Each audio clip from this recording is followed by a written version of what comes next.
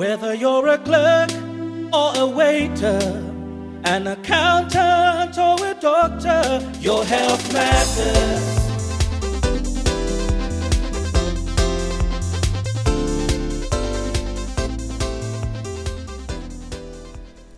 Hello, welcome to Your Health Matters, a program that aims to give you information for your health and also show you what government is doing in the health sector. My name is Dr. Tasila Tembo Peters. And on the program today, we're going to look at burns and carbon monoxide poisoning. To start with, let's hear what the public say.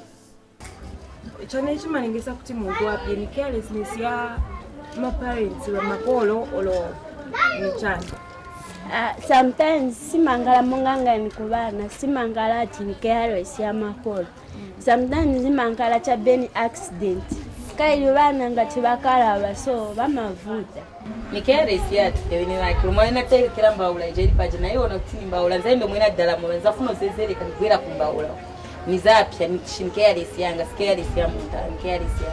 Okay, tewantu timapya munjira yosiyana siku kamba tape kuti ni muliro weka wanoshoka nangu malaiti amene aya mashoka sofuna mfire fe mwana apunda ale kutoka sofuna kuingia mtemba na sasa ngamisha itika funa ishile la maana mwana apya funa ishile mfula ekusasa nganapya konsoku Udare kira paviranda. Yeso nomba ambiro kuwekera ruvesi pari kwa steps si. So nomba kapoto kamensha kari pambabula. Kamwitsikira wapole. Maybe by definition I would say a burn is a trauma or an insult to the body, whereby it involves the skin. And as you may know, the skin is one of the largest organs of the body because it covers the whole surface of the body. And the skin has different parts of it, where the surface of it, and then the inner aspect which has some fat, and then there's a deeper aspect of the skin where apart from fat, there are blood vessels, nerves, and close to the structures like the muscle and the bones. So in terms of burns, you may find that depending on the type of the type of agent that is used to burn the skin, it can be a chemical, it can be actual fire itself, and it can be hot water, and you can have electrical burns as well from electricity, and you can have sunburnt, which is minor. So we classify burns where it can be referred to as first degree, second degree, and third degree. The first degree burn is very painful because the nerves are still intact and they may sense the pain, and that's where there is pain. But if the burn goes deeper, it damages the nerves and usually don't feel that pain. But it's the complication that ensue later on that may be detrimental to you, because among the complications you find that foreign bodies and germs enter through that broken skin into your system, and they bring about other disease complications like septicemia.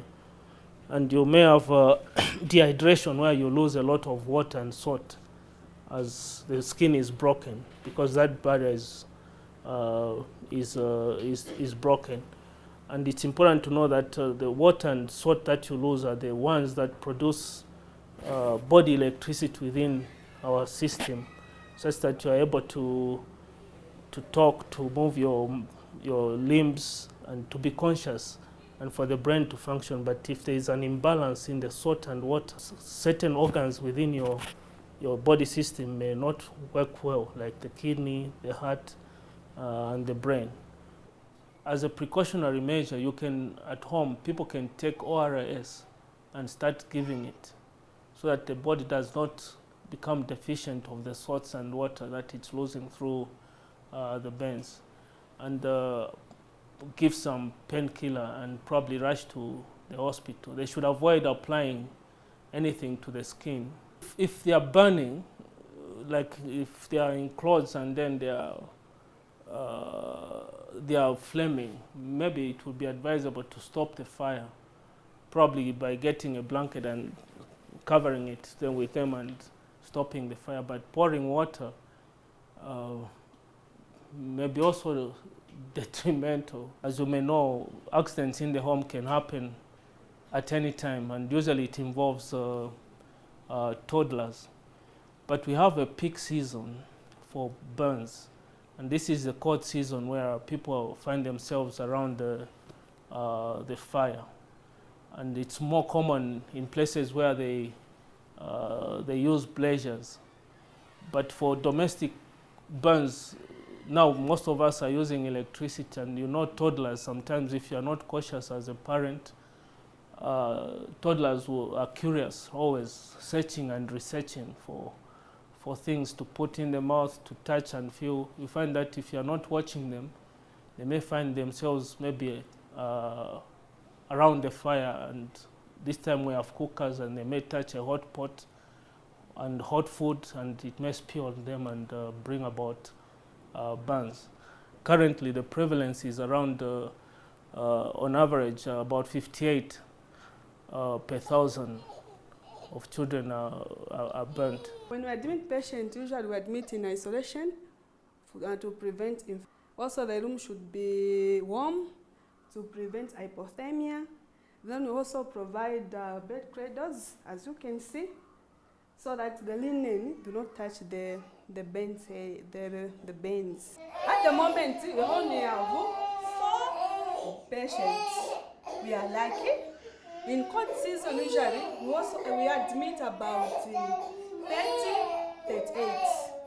And in homes where they use blazers, apart from being burnt, there's also a risk of carbon monoxide poisoning.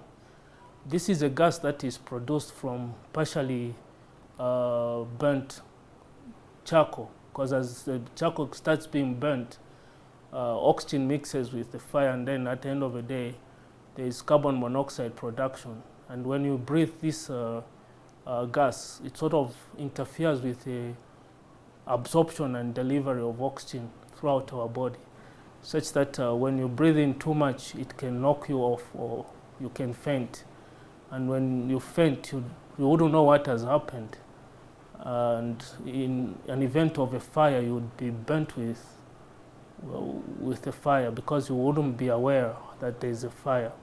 And sometimes most people are brought in unconscious when they have breathed carbon monoxide, meaning they have taken a brazier inside the home, closed all the windows, and the brazier, together with themselves, have consumed the oxygen, and there's production of more carbon monoxide, which at the end of the day becomes a poison to their health. Vinanchitikirapo nikumbuka nze copper belt kumfurira pamene nze na 15 years nezonkala mu section 3A pa mkulu wanga, so anabwaenda kunchito ine nabwana sala pa nyumba na mwana wake mng'ono, so nabwana koja muliro nongenesa mu nyumba inaliyo pentewa na oil paint kai kosa ziba fula zina manta ya ufana kuti kwa fipa manje bakawalala bangabwere nabwana zikomera na vala mawindo yonse na dona vala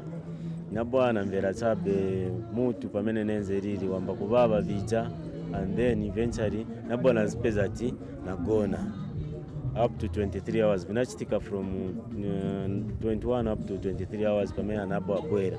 The first thing to do is to call for help, and if find transport and rush that patient to the health institution where they can be assisted, because it may take time to remove, because the carbon monoxide attaches to red blood cells which carry oxygen in the body, such that they are not able to pick oxygen when you breathe through it, such that if someone is poisoned, they may need a drip inserted in them to reverse the process, and they may need oxygen to be given to them to help them survive.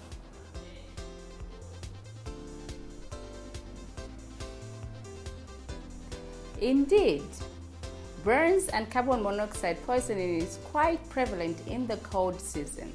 To avoid this, make sure little children are not anywhere near boiling water or fires. And also ensure that you do not lock yourselves with braziers. This has been Your Health Matters. I'm Dr. Tasila Tembo Peters. Join us again next week at the same time. Stay healthy. It matters. It matters.